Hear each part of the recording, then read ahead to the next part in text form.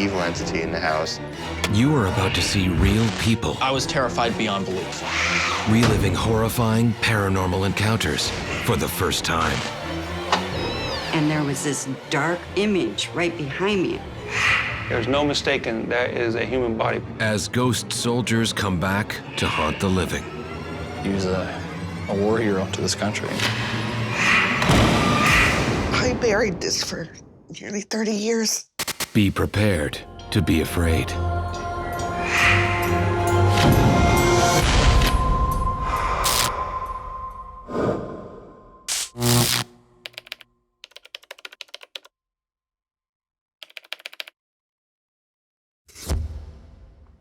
Story 18, Ben. Take 2, marker.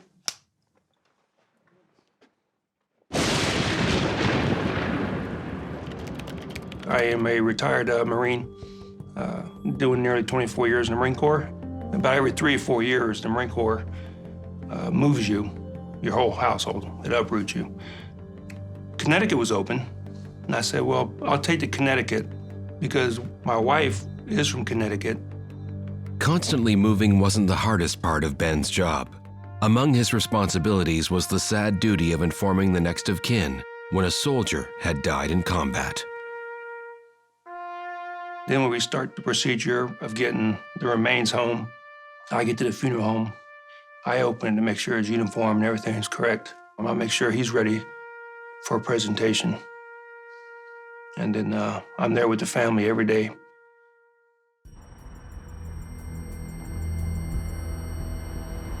We're looking for a place to live at now in Connecticut to settle down. We were looking around the state, you know, some of the nicer areas, and somehow this email popped up with this house in Meriden. So we're like, we'll go check it out, you know. So as we pulled in the driveway, we saw this huge barn in the back. Ben and his wife Janice experienced a strong draw towards the barn.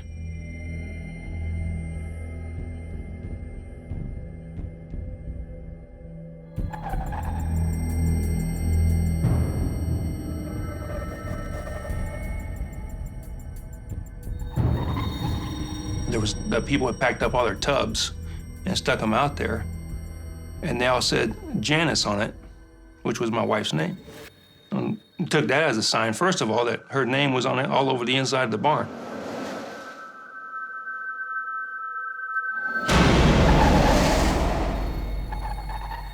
So when we went in the house to see the family who owned the house, a gentleman and his wife, turned out he was a Marine. So with all those signs, we said, no, this must be the house.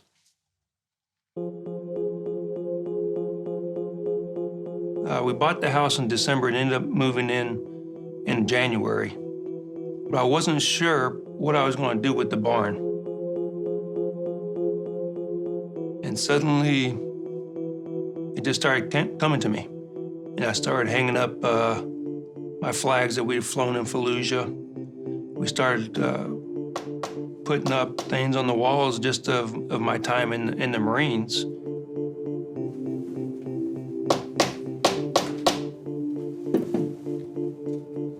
We have pictures of everybody who was killed while we were over there, of everybody who had to notify their families. Those who have come back and have committed suicide, we've added them to their pictures to the wall. So when people come up there, they can see them, remember them the way they were. The barn became a memorial to the soldiers that Ben had encountered during his military career.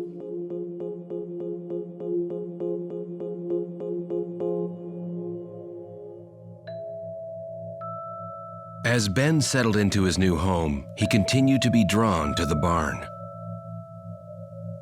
There's times you can go up there and it's just kind of odd. And the wind started picking up. I started hearing the dogs running back and forth upstairs in the barn. So we went to go check on the dogs. And the dogs weren't up there. There was nobody there. There was nothing there. Came back downstairs, and the wind and everything just stopped.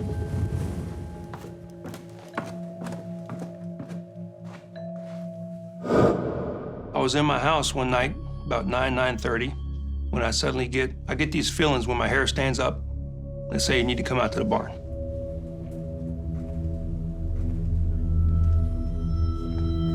I have no explanation for it. It's just, I get a sense, and I go out to the barn.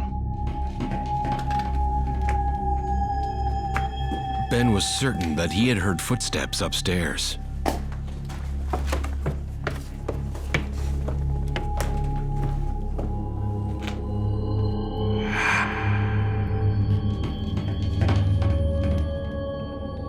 You can clearly hear footsteps and running back and forth up there, shuffling.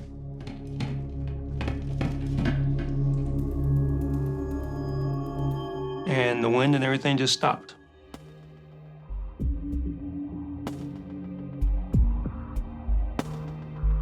And then as I looked on the wall, one of the pictures of the guys had been taken off the nail.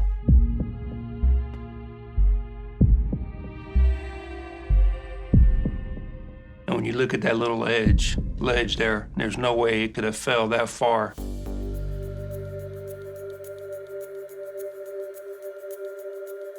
It was obviously taken down, set.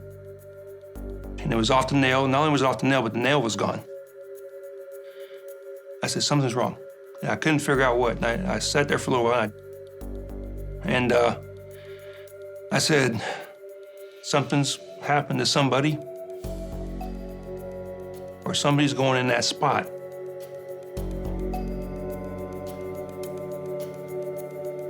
And it's not going to be a Marine. Which at the time I was very concerned because my oldest son was in Afghanistan in the Army.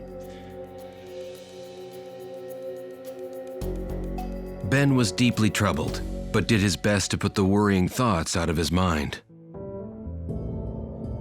The next day I went to a benefit concert.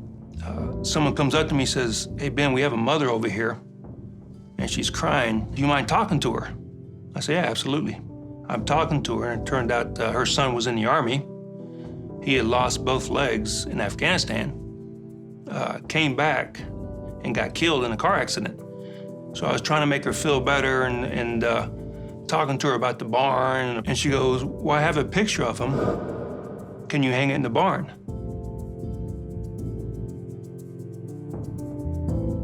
So I brought it back. This was the next day after that night at the barn. So I brought that back and I put that picture. So it was almost, the crazy coincidences, I don't know. But I mean, the barn told me there was going to be somebody.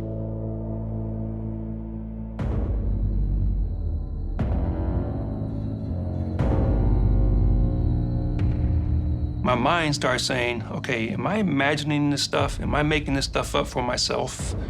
You know, because being in the war so many times, and I almost thought, do I need to go to a psychiatrist?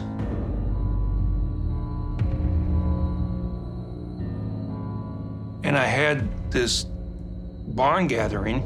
I do it once a year. And Kurt happened to come to it. He was a Vietnam-era vet. I met Ben when we were both members of a veterans organization that was concerned with fundraising for veterans activities. And he found out what I do is a vocation, paranormal investigation. And we talked about a few minutes. He goes, you know, if you like, you know, I'd like to come and set up at the barn. And at the time, I wasn't good with it. It was many, many months before I felt comfortable with the notion of him coming and doing the cameras. And I didn't want to say there's nothing here and maybe kill it for the families who did believe. I was still very neutral, but I was at the point where my head was really confused on everything that was happening in the barn and that so many other people were noticing also. Ben's hope was that Kurt would provide answers to the unexplained events in the barn. The day of the investigation, we arrived about 7 o'clock.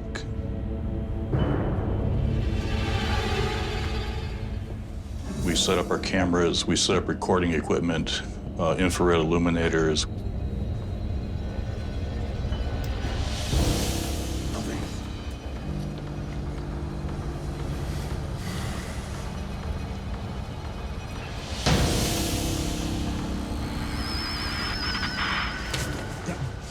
getting something here. It's really hot here, Ben.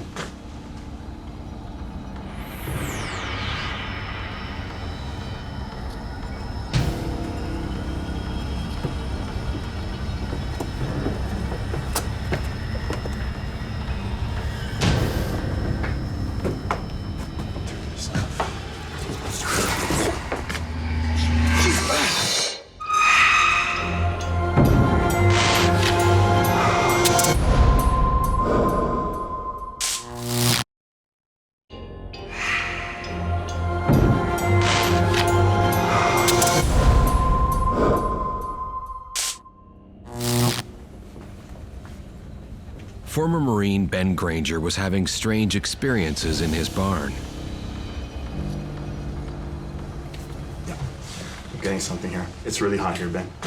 He turned to a paranormal investigator to find answers. I've been investigating the paranormal for about 35 years. This was probably the most intense experience that I personally had had in all that time. It definitely wanted to let me know it was around, and it did.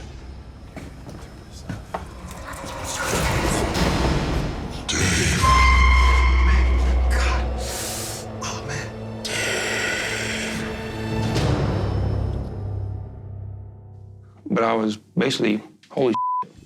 That's all I could say. We were able to confirm a lot of the things that Ben had claimed. You could see a dark figure standing to the left of him. There's no mistaking that is a human body.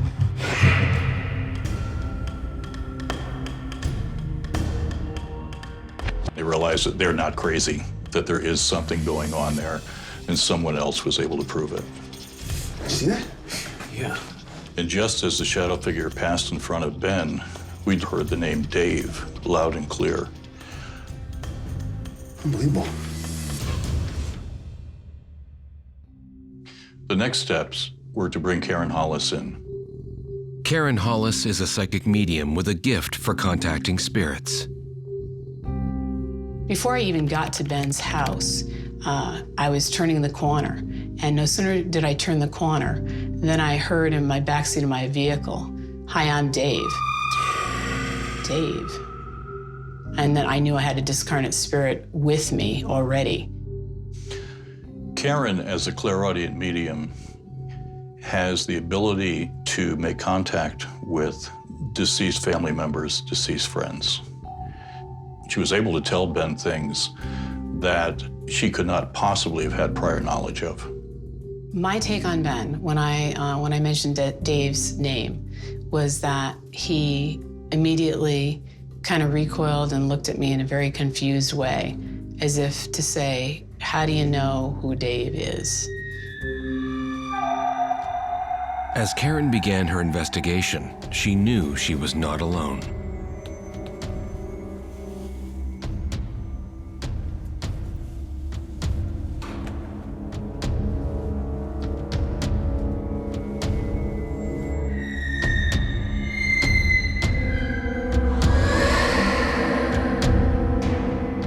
Dave? I was the first. And David was the first casualty that I had to notify the mother. Karen explained to Ben that the barn memorial had drawn the spirits of Dave and other fallen soldiers.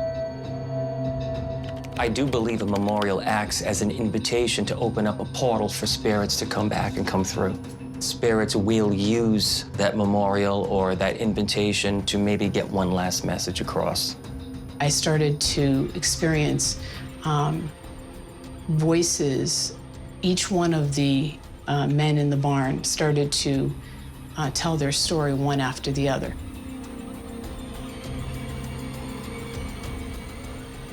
And then I would see and experience flashes of the battle of his particular death.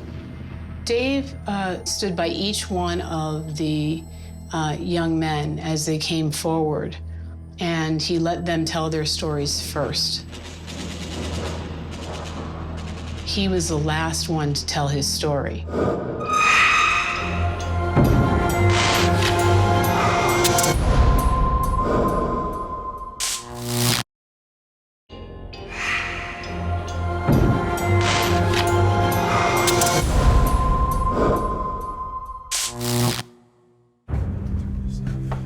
Former Marine Ben Granger was having strange experiences in his barn and had invited in a medium. She quickly made contact with one of the soldiers from Ben's past. Dave left himself for very last to tell his story. And he spoke of how he was hit and how the bullet went and hit him in the head and how he was killed. He gave me very specific information to tell Ben, and knowing that if he gave me that evidential information, Ben would know that it was definitely him. And he said to tell Ben that he specifically appreciated the fact that Ben had taken special care to make sure that the mortician had worked to cover the left-hand side of his head because it had taken out a part of his skull, and he did not want his mother or his father to be upset by that wound. I knew this because when I prepared the body for viewing at the funeral home, we'd placed a big white towel underneath his head to kind of hide all the bandages where the funeral home had fixed him up. So when you looked at him, you had no idea there was a hole in the side of his head. He was the very first one that I notified when I moved to Connecticut, and I had to go notify a family that he was killed. And he almost burst into tears because he knew it was Dave. He knew there was no way that it could be anyone else. Knowing that the ghost soldiers were sending positive messages, Ben was reassured they meant no harm. He felt the spirits supported his efforts to honor them.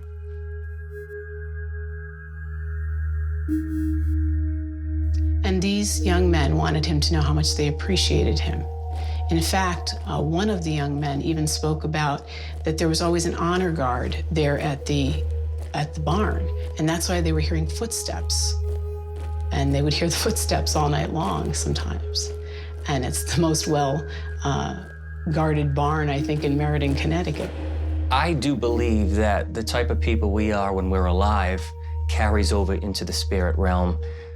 A sense of duty, of protection that you did once here on Earth, you can have that same desire to do that in the spirit realm. As a Marine, your job's never done. You take care of your Marines. And it felt a sense that even though these guys had lost their lives, there's quite a few on the wall, that I was still in a sense taking care of them and allowing them to maybe get closure with their family, see their families, put them even in spirit form in a better or happier place, which is the barn.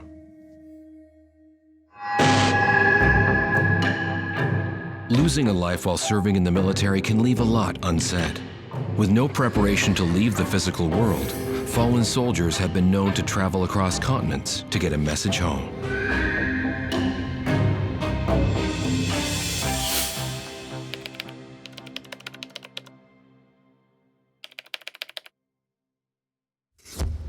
Christian interview, take one. I joined the military in 2006, and I did deploy to Afghanistan with Task Force 110 in May of 2010. I was excited but scared. The idea of going overseas to me is why I joined the military, and it's kind of in my family. As far as my name goes back, there's somebody that's been in the military. On the 24th of May, we were doing a normal resupply mission. I was the rear security for the vehicle, so in the crewman trade, we call it the gib, the guy in back. He stands in the back of the vehicle and watches out of the rear. And my vehicle ended up striking an IED. The explosion would have a lasting effect on Christian. I was ejected about 120 feet or so from the vehicle. After that, all I remember is yelling for my driver, and I got no response. Christian's driver had been badly wounded. I remember doing first aid on him, and then I lost consciousness due to shock. He unfortunately was killed that day.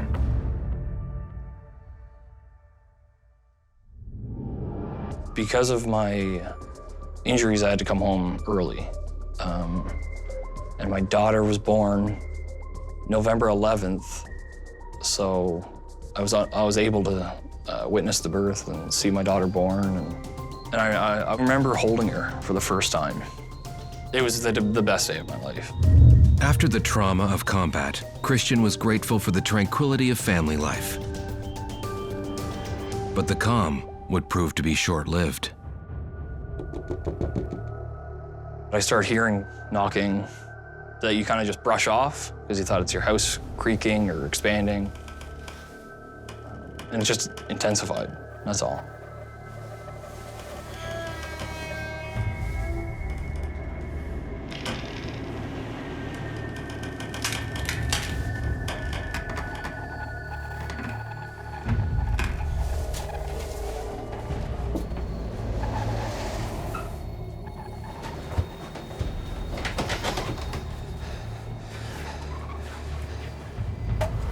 I thought somebody was in the house.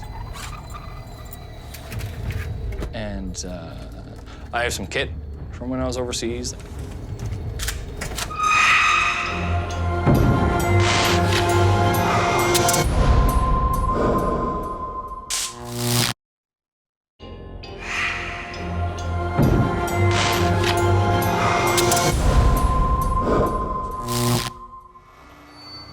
Christian D'Andrea had recently experienced the death of his friend while on duty in Afghanistan, quickly followed by the birth of his daughter. His instincts were on high alert when he thought he heard an intruder in his home. And I freaked out and grabbed my gun.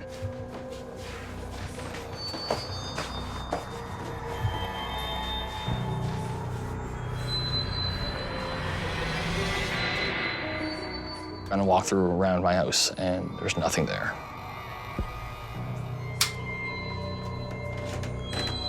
I kind of just tried to brush it off and ignore it. But the events were not so easily ignored.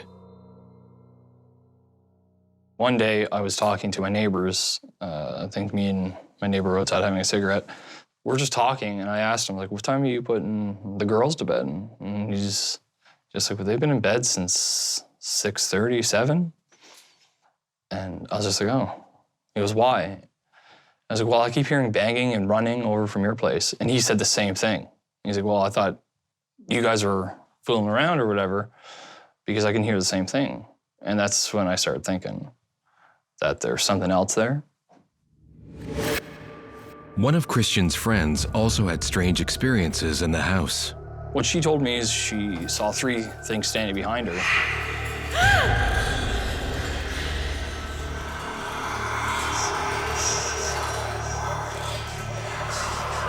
And then they all turned and walked away.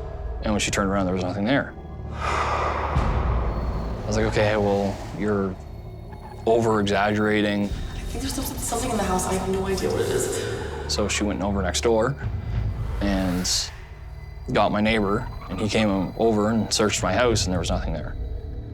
She was scared to be in there.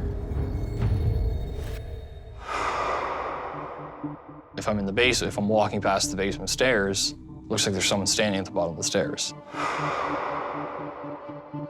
And then I look, and there's nothing there.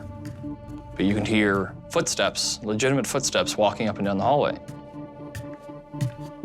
I thought someone was in the house. I don't even know how to explain it. You can feel a vibe of like somebody else is in the house.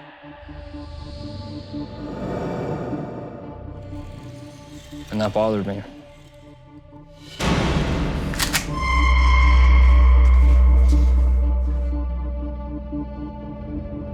Like you have that helpless feeling.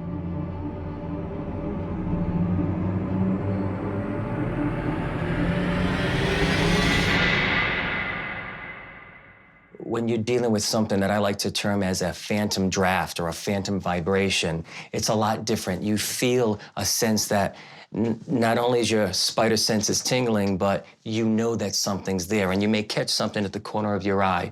When it gets that strong, the indications are a good percentage that you may be visited by an unknown entity.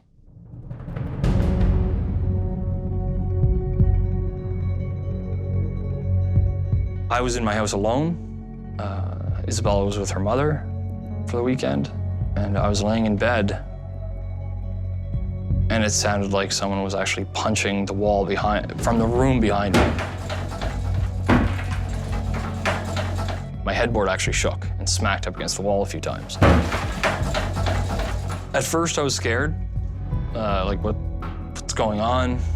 Who's that? What is that? The force went from shaking the bed to pressure on Christian's chest, disabling him. I can't move, can't yell, I can't talk, I can't do anything. And it feels like someone's sitting or standing on my chest.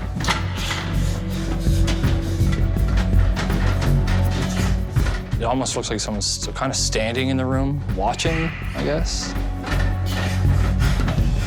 Then I wake up a little while later and I'm just scared. Like, what just happened to me? A lot of time the spirit will appear at nighttime, and I've dealt with many cases of spirits going, hovering over somebody's bed or beside them. A lot of times it is to give a message, and that theme is always reoccurring. It's there for a reason. What that reason is hard to detect, but usually it's to give a message, to tell you something, maybe forewarn you of something, or simply to say, I know you can see me, what are you gonna do about it? The events were escalating. Christian's daughter became scared to sleep in her bedroom. She said, there's a man in my closet. There's a man in my room. And I asked, like, okay, does he hurt you? Does he touch you? Does he talk to you? What does he do? And all she would say is, he talks, or he stands there. And it scares her, because it's dark. I actually thought somebody was coming into my house, but my doors are always locked. You have to walk past my room to get to Isabella's room. And it was winter. And so I looked outside and there was no footprints leading up to any of the windows. And while the doors were still locked in the morning, I took the closet door off. And actually I put a camera in her room to see what was going on. And I caught nothing. And then I thought I was sleepwalking. So I would put baby powder in the door or in the hallway outside of my door. Nothing. Nothing was ever there. So I thought, okay, well, something's going on.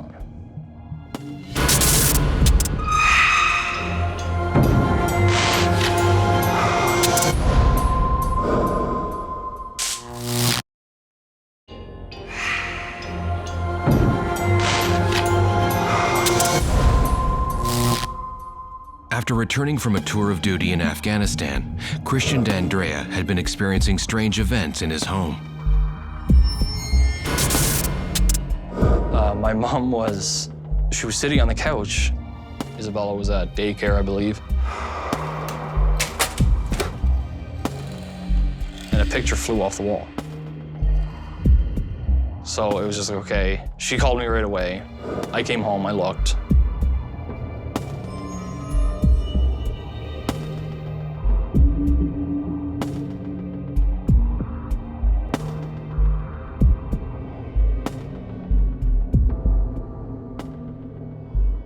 Well, she didn't touch anything. She left it there so I could see it. And it was a picture of Isabella about 3.5 feet from the wall. And my mom said it just came off and gone. A spirit would push over a picture or move an object to get attention if it's trying to tell you something, and it has enough energy to manifest itself in our physical realm to move an object, because it does take a lot of energy to do that. But most of the time it is to grab your attention of something it wants to tell you. When I saw the picture frame, it was, everything became real then. I was nervous because I didn't know what it was. It's now taking objects and moving them, and, like, that's glass. What happens if that happened? Because Isabella has a chair underneath where that was, and that's where she puts her shoes on. So I was just like, what happens if Isabella was there and this glass falls and hits her? So that's when I got scared, and that's when I contacted Katie, because now it's moving things and throwing things. Like, what's next? Katie Turner is a paranormal investigator with the Petawawa Supernatural Research Society. As soon as we walked into the house alone, I felt like I wasn't supposed to be there. Whoever it was did not want me there. I was just a little skeptical, so I didn't tell her much about my past. I told her basically what was going on, that like, a picture just flew off the wall. My daughter's sometimes afraid of everything. I need help. There was something clearly wrong in the situation. This one particular entity did not want us in the residence.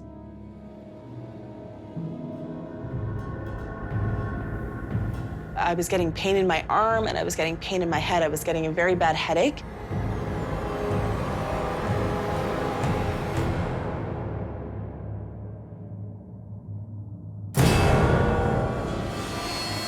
I could feel, I could hear, I could see an entity.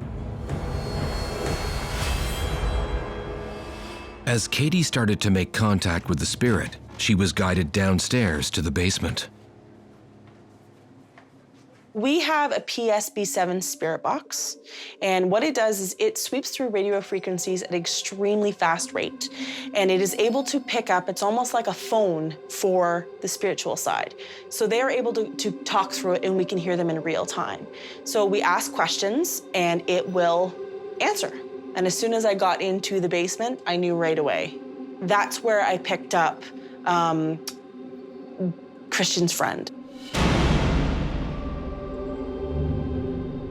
She asked, are you attached to the house or are you attached to the family? And you can hear family. What do you think of Christian? He's a good man. Are you worried about him? Yes. She said it was someone that you knew. I could feel an entity. He was very standoffish. He did not want us to be there. He was nervous. It wasn't as if he was evil. He just didn't want us there. In that area was some kit and equipment that Christian had. And I believe that there was an attachment there to it. Katie told him that the spirit was his friend and driver the day of the explosion in Afghanistan. So I was like, okay, well, maybe she's not crazy. Maybe she's real. You have people in this world that are very strong and they're dominant and they have a lot of will and determination. I believe that same will and determination can alter the frequencies in the supernatural realm to give more of a powerful energy as to somebody who is maybe a little bit more reserved while living. It was a lot to take in at once, a little emotional. But it felt good at the same time, knowing that it's not some random man. It's somebody I know, who I know was a gentle guy, a gentle man, meant no harm to anybody, just wanted attention, and now he has it. He was a war hero to this country, so he may be gone, but he's still here. And it just proves that they're gone but not forgotten. Now that Christian understands the presence in his home, the violent episodes have stopped, and he knows that his fallen comrade remains by his side.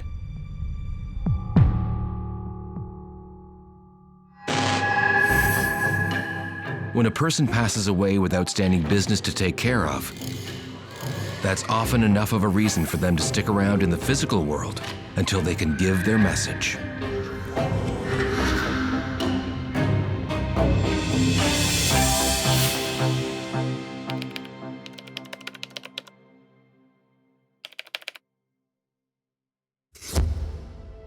Story 10, take 1. My mother and I and my brother moved into the home when I was about 5 years old. That was probably 1957. My great-grandfather built the home. He ordered it through Sears catalog, put it together by number, Followed the directions. I grew up there, went to school there, have still friends and family in the neighborhood. It's a fabulous house, but many skeletons live in that house.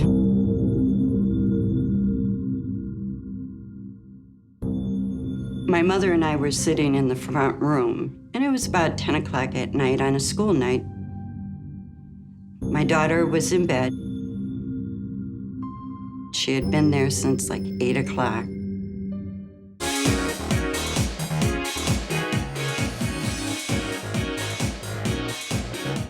And all of a sudden, she comes flying down the steps with this scared look on her face, saying the stereo came on. And I just kind of, yeah, okay. It's just the radio, huh? It's okay. Go to sleep, okay? Okay. And I says, something must have started it. And was about 20 minutes later, after I had tucked her back in. Again, it just turned on by itself. She said, Mom, I'm not sleeping in there because the stereo turned on again. I thought, well, maybe the plug was jostled. You know, I just kind of wrote it off. I didn't think any more about it. But the stereo switching on by itself turned out to be just the beginning. It was after that that I started hearing things in the kitchen. I worked afternoons, so I would come in to relax, unwind, watch the news. And I would hear things jiggle, like when somebody opens a refrigerator, the bottles. And cupboard doors, same thing. I hear them open. I have a magnetic strip that holds them shut, and I'll hear it click, like somebody opened it. I'd go in and refrigerator door was closed. Nothing's moved, nothing's changed, everything's the same. A day or two later, I was upstairs, making sure everything was ready for the next day of school. And I came down the steps from upstairs, and the kitchen cupboard doors, there was 3 of them open. And I went to check to see if my son had been up in the kitchen, and he wasn't. And I shut the doors, went back and sat down. I was doing some homework myself.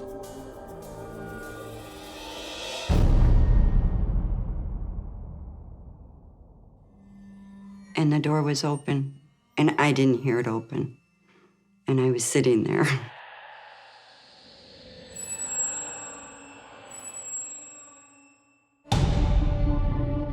And then when my son was in the basement, he made the basement his bedroom. And I had gone to the basement steps to say goodnight.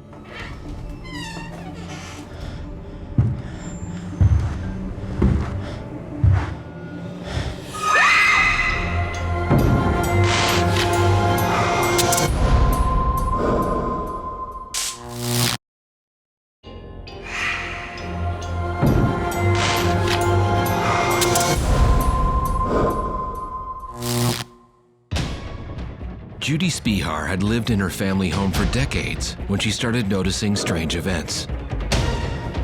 The incidents started to occur more frequently and became more frightening. And I turned around, and there was this dark image right behind me. It was not black, but almost a dark gray. And I covered my face.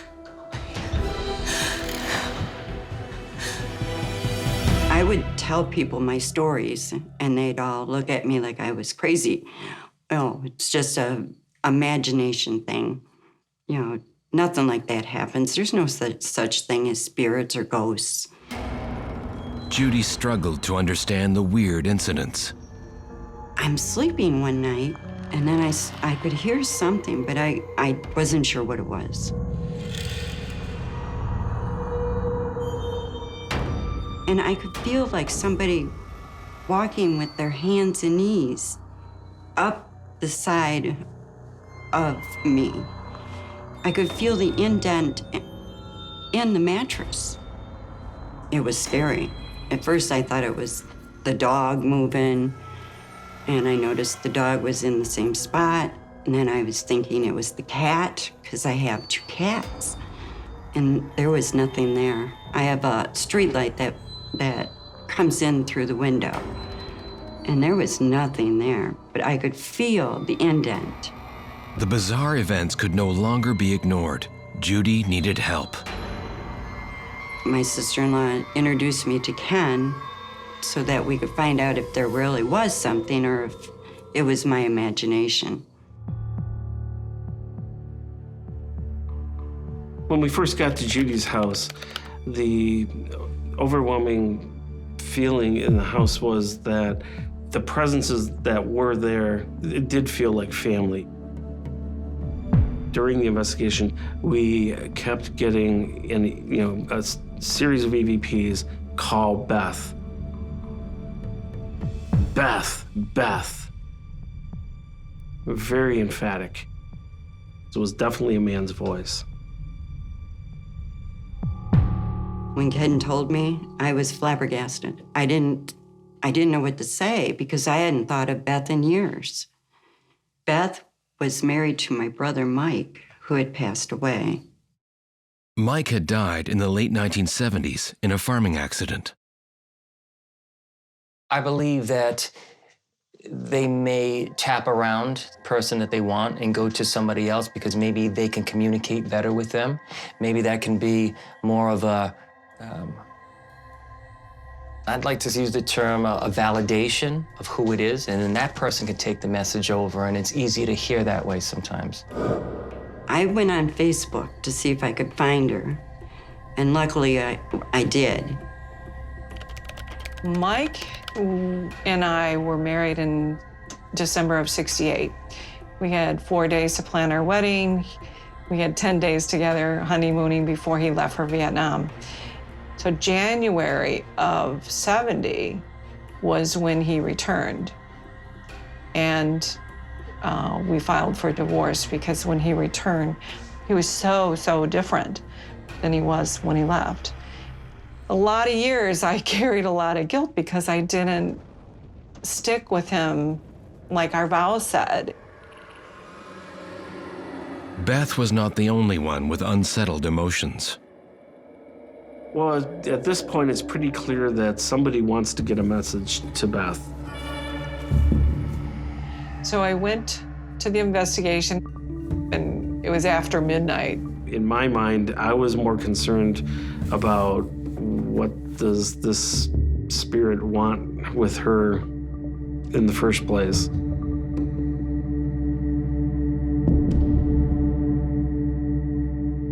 And I kept feeling cold breezes on the back of my neck, or the hair would stand up on my arm.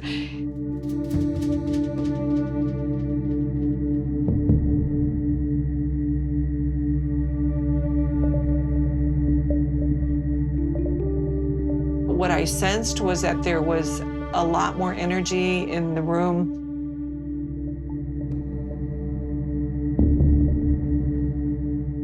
Beth heard something that blew her mind. We could hear Mike saying, "Beth, I love you." Oh, it still gives me goosebumps. Beth's dead ex-husband, Mike, had made contact. I believe entities can come back if they have unfinished business, especially if they die tragically, they can come back to give a message. My whole body got that sense of being shocked.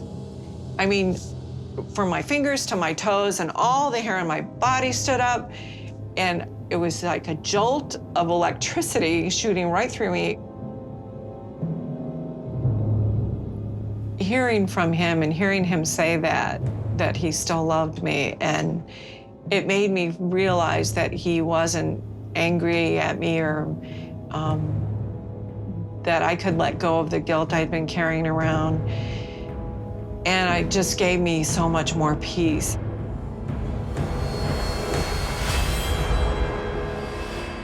So that was important for me to know that he wasn't like mad at me, or it's almost, I felt like he was still hanging around because he needed to get that message to me, because he could see all these years I was carrying around all this guilt for not staying with him.